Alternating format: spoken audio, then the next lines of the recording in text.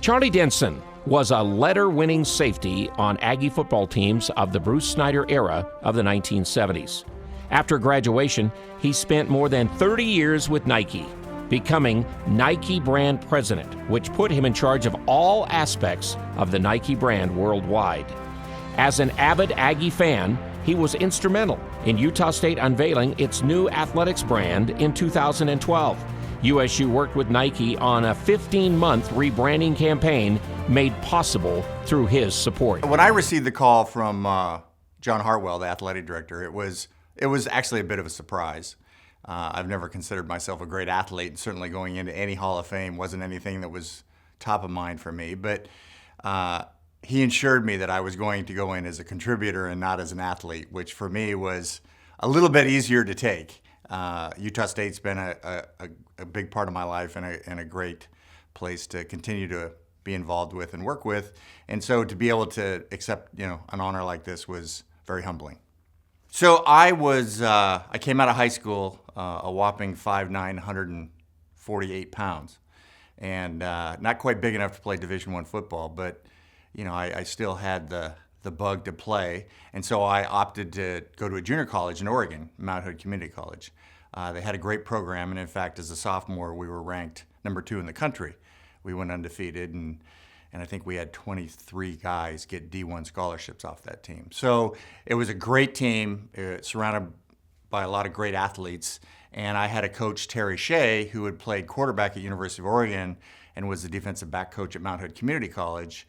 He had a relationship with Bruce Snyder, who at the time had been the running back coach at USC during the great USC years with Ricky Bell and everybody, working for John Robinson.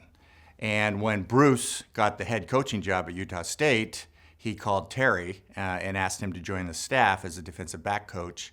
And with that, Terry Shea took myself, Brian Valley, and Kurt Nading with him to Utah State. And so that's how I got to be an Aggie.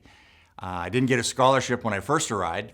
I had to walk on in the spring, and then went home not knowing if I was even going to come back. And about 2 weeks after I got home, they called and said, we're going to extend a scholarship. And I finished out my career at Utah State. So when I got to Utah State, I really wasn't sure what I wanted to major in, but I thought I knew, which ended up being business with a minor in marketing. It served me well. I graduated in 4 years and then went back to Oregon and landed in this little startup company that, ended up turning out pretty well for me. So it was really a focus on business, marketing as a minor, or marketing as a major, economics as a minor. And I have fond memories of a lot of those teachers that are, there's a couple of them that are still around even. As far as my career goes, when I started at Nike, it was a small company. I think the annual sales were like $75 million. Today they're over $30 billion a year. So it wasn't quite the vision that I had back at the time. And like I told everybody, I'd do that for a while, and then maybe after 3 or 4 years, I'd go look for a real job. And I was very, very fortunate that I never had to go look for a real job. And I really got an opportunity to work with a group of people that were doing something that I enjoyed doing, participating in sports. They were innovative, they were changing the rules, and they were growing like crazy. And so for me, the opportunities just were endless, and I just stayed there. So at the time, Scott Barnes was the athletic director, who I've now known for probably going on 10, 13 years. Scott and I became good friends and actually, I think, good partners. And at the time, University of Oregon, Phil Knight had kind of introduced this new concept of using uniforms as part of the identification and the marketing of the university. And it started with the football team. And so after a couple of long conversations with Scott, I finally talked him into saying Utah State should, think about approaching this way. And I said, I can help. And at the time at Nike, we had seen the huge success that Oregon was having, with their branding around the world and what that was doing, to their attendance, to their level of participation in sports, and even in the world of academics. I mean, the recognition that they were getting was incredible. So it was a fairly easy sell, even though I had to do it several times with Scott. But what we did was we used Utah State as one of the prototype schools for Nike to build a capability to do that type of work.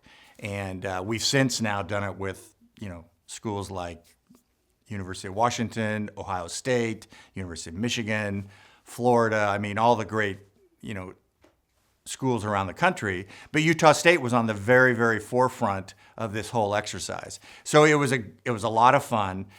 We sent a team down. They spent over a week going through all the archives, going through all the history of the school and the athletic department, the Big A, Old Main, the history of the campus.